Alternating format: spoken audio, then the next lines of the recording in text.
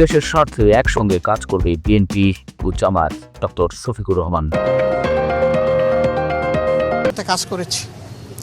আগামী জামায়াতের আমির ডাক্তার শফিকুর রহমান বলেছেন, প্রিয় বাংলাদেশের স্বার্থে অতীতেও আমরা একসঙ্গে কাজ করেছি, আগামীতেও দেশের স্বার্থে ইনশাল্লাহ আমরা একসঙ্গে কাজ করব। ম্যাডাম যে ঐক্যের জায়গাটা পাটাতন যেটা তৈরি করে দিয়ে গেছেন, তার উপর দাঁড়িয়ে আমরা বিএনপির ভারপ্রাপ্ত চেয়ারম্যান তারেক রহমানের সঙ্গে সাক্ষাৎ শেষে তিনি সাংবাদিকদের এসব কথা বলেন। বৃহস্পতিবার সন্ধ্যা 7টার দিকে গুলশানে বিএনপির চেয়ারপারসনের কার্যালয়ে পৌঁছে প্রথমে মরহুমা বিএনপি চেয়ারপারসন খালেদা জিয়ার স্মৃতির প্রতি শ্রদ্ধা জানিয়ে শোক বইয়ে স্বাক্ষর করেন।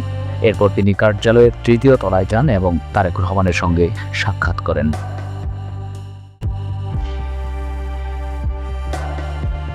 ডক্টর শফিকুর রহমান বলেন, বিএনপি চেয়ারপারসন বেগম খালেদা জিয়া 3বারের প্রধানমন্ত্রী হিসেবে জাতির নেতৃত্ব দিয়েছেন।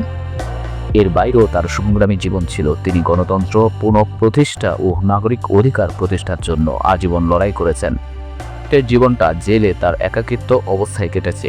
এ সময় যারা ক্ষমতায় ছিল তারা অমানবিক আচরণ করেছেন। ডাক্তার শফিকুর রহমান বলেন, খালেদা জিয়া বিরল সম্মান নিয়ে চলে গেছেন। তার জানাজায় মানুষের উপস্থিতি ইতিহাস সৃষ্টি করেছে।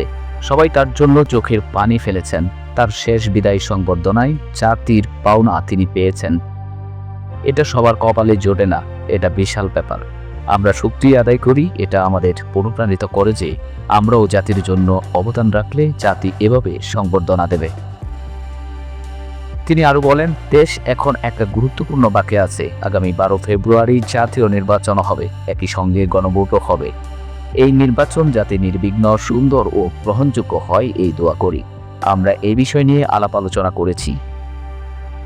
আমরা এটাও বলেছি, প্রিয় দেশের স্বার্থে অতীতে আমরা একসঙ্গে কাজ করেছি, আগামীতেও দেশের স্বার্থে ইনশাল্লাহ একসঙ্গে কাজ করব।